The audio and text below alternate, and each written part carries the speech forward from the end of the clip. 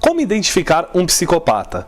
E será que os comportamentos perversos e sacanas são exclusividades da psicopatia? Meu nome é César Bueno, eu sou Master Trainer em PNL, sou neurocientista e pesquisador em Harvard. E esse é o quadro A Verdade sobre a Mentira, onde eu abordo a verdade nua e crua, sobre ferramentas da programação neurolinguística, hipnose, coaching, da psicologia e também ferramentas do desenvolvimento humano. E o quadro traz hoje a psicopatia, ela pode ser identificável.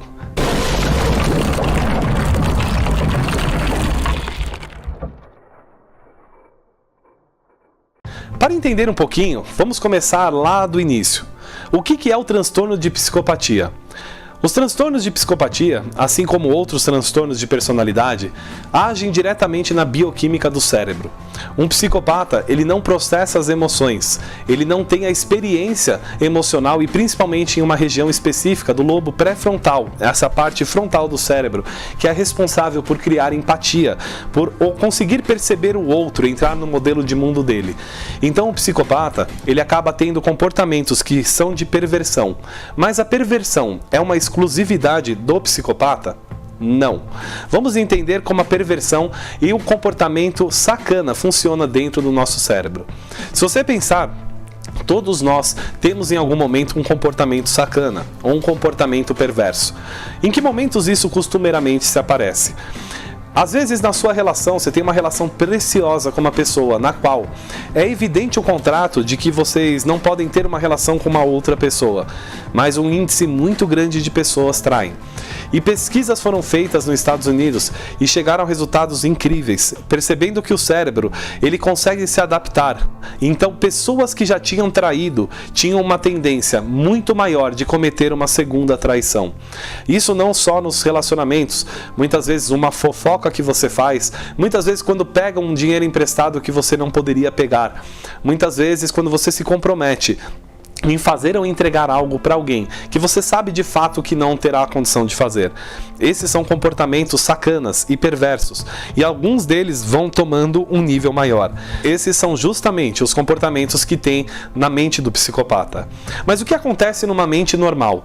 Quando você trai pela primeira vez, ela nunca começa com uma traição onde já acontece a relação sexual de fato. Ela sempre começa com flerte, começa com uma demonstração de interesse.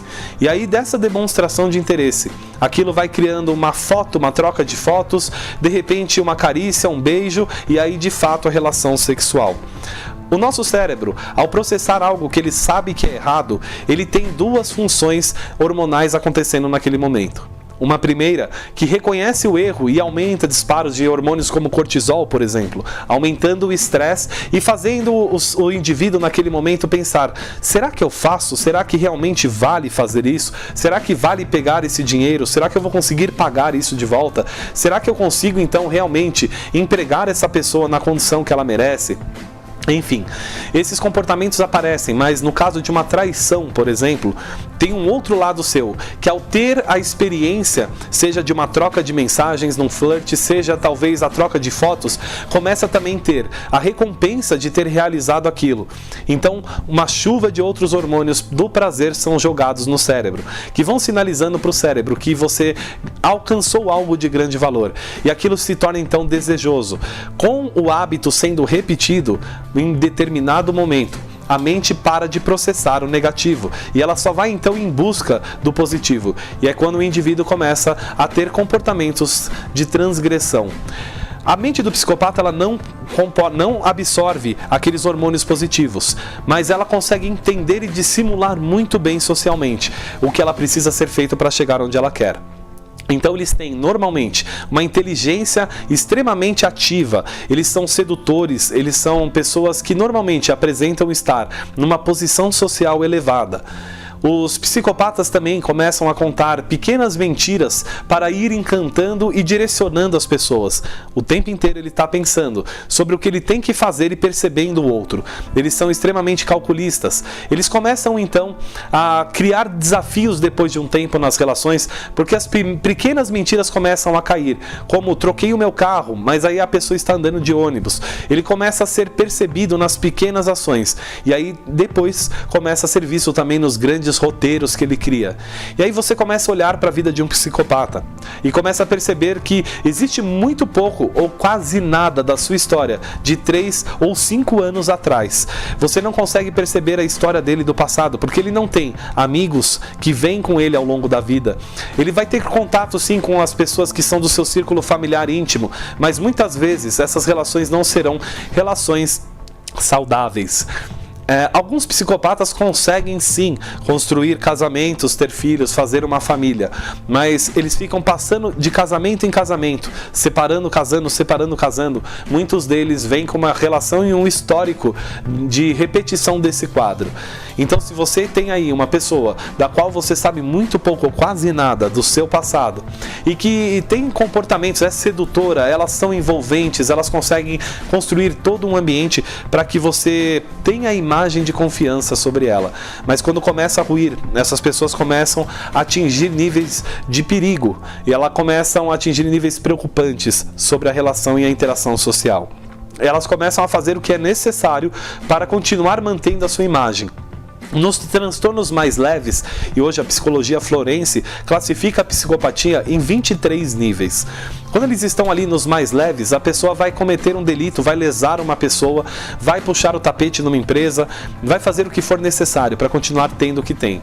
Quando ela chega no nível mais agravado, ela começa a lesar uma sociedade, começa a construir talvez estelionatos em grupo, começa a manter famílias diferentes em vários lugares, ela começa a fazer um movimento que lese mais de uma pessoa, ou que talvez apresente risco de vida para o outro, porque ela não está nem um pouco preocupada se o outro de fato vai ter felicidade ou se vai continuar vivo no dia seguinte.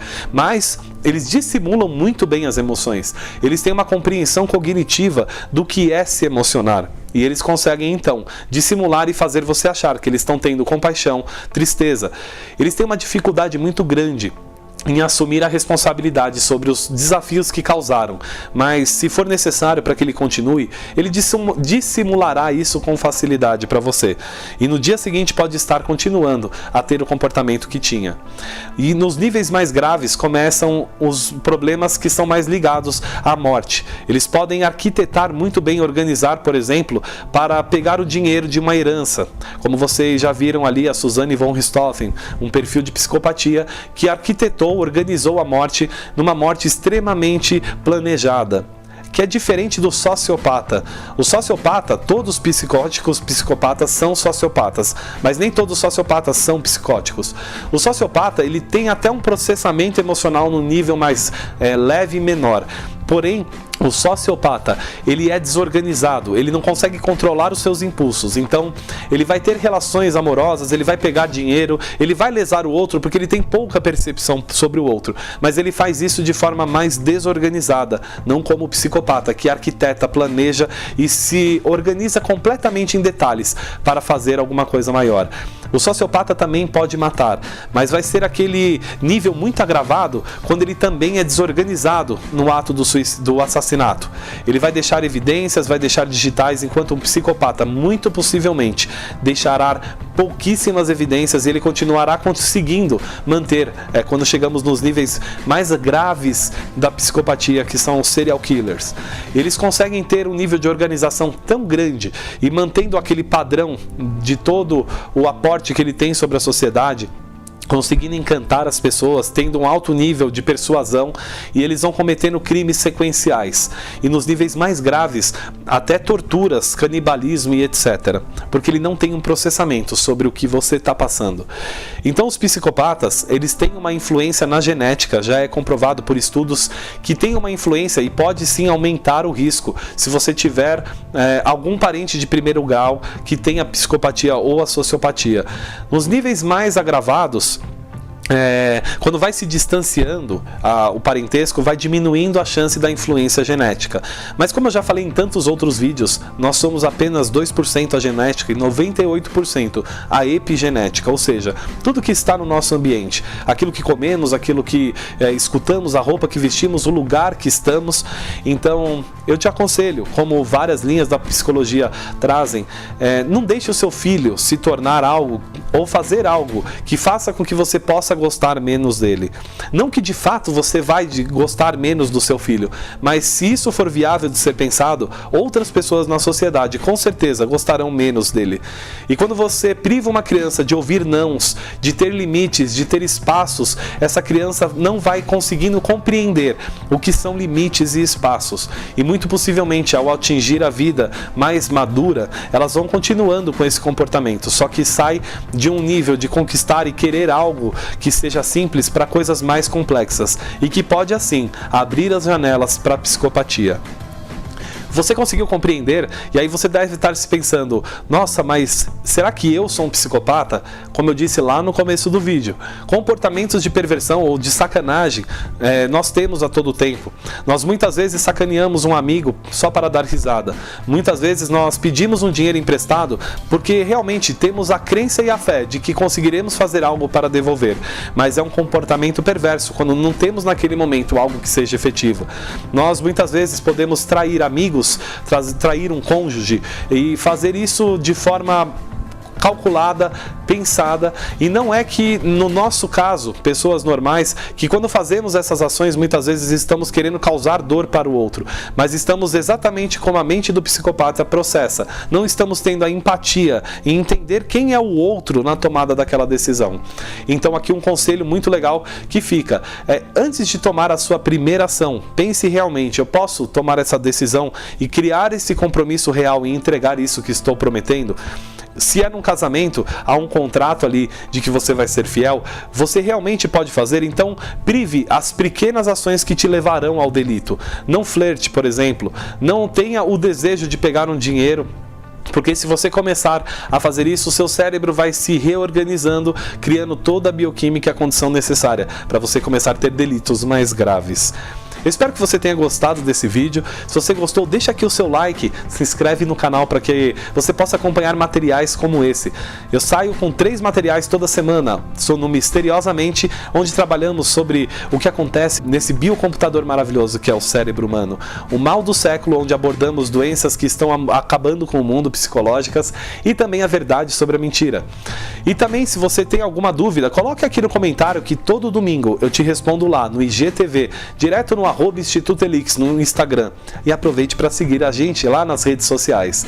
Se você gostou muito desse vídeo, compartilhe ele com alguém que pode também se beneficiar desse conteúdo. E também aqui na descrição tem um link para você nos acompanhar nos podcasts, onde eu trago entrevistas com famosos e pessoas que já atingiram a maestria nas suas áreas de atuação. Muito grato por você ter chegado até aqui, continuado comigo. Eu espero você então num outro material. Um forte abraço. Valeu!